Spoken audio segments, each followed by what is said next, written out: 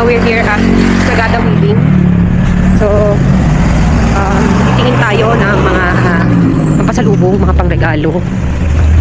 So, kung makikita nyo dito, yan, Sagada Weaving was established in 1968. Home of Balitihan ng Gandala.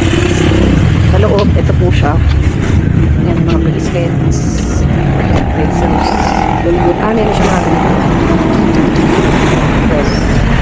For 50 pesos. Ganito for 125 pesos. Coin purses for 130 pesos. Headband for 250 pesos. Pencil. So kung makikita yung standard yung design ng kanilang weaves. No? Anda lang talaga digi diamond naman. Nagsinan diamond. Ay, syempre kukuha ako ng ref magnet. Kukuha ako ng ref magnet. Ref magnet kung nadagarula ang kano. Di ref magnet. Sukan kong bagayo. Ay, may clip pa. Yung sinasabi nung standard ang design, may kwento yan. Oo nga po, di ba? Actually, dito po sa Sagada Weaving nag-umpisa yung design na yan. Oh, Yes. diamond yan. Diamond ba tawag dyan, sir? Diamond and half diamond, whatever you wanna call it. So, Kaya, at saka halos lahat naman ng mga weaving dyan, galing din dito yung mga may-ari. so ano ibig sabihin nun, sir? Actually yan, ito po yung, depende kasi sa tribu yan eh. Like kung tanungin mo ang Roman Catholics, ang sasabihin, that's the Holy the grain and the Holy Grail. Green and holy green. Oo. Ngayon sa amin, yan po yung bigas, ay yung pangbayo ng bigas at saka yung bayuhan ng bigas. Ah, ito. Yes. Di pagkasda yan, di alsong. So dati di alsong? Data yalo naman. Dati di aluna. Okay.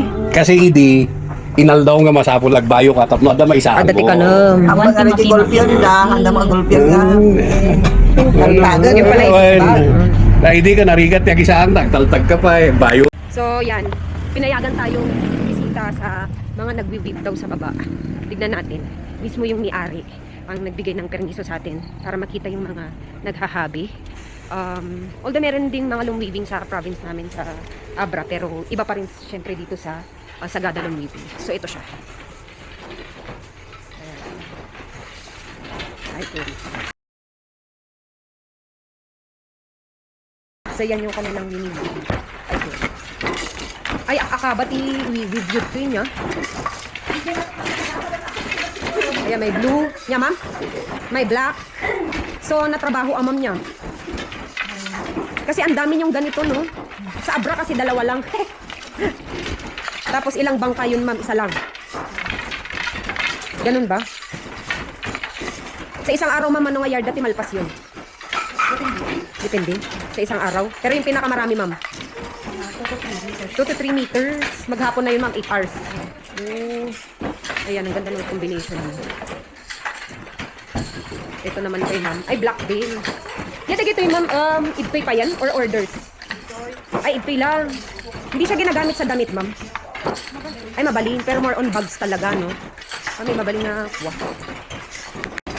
Ayan siya. Ay, pero dati plain, ma'am. Awan design na.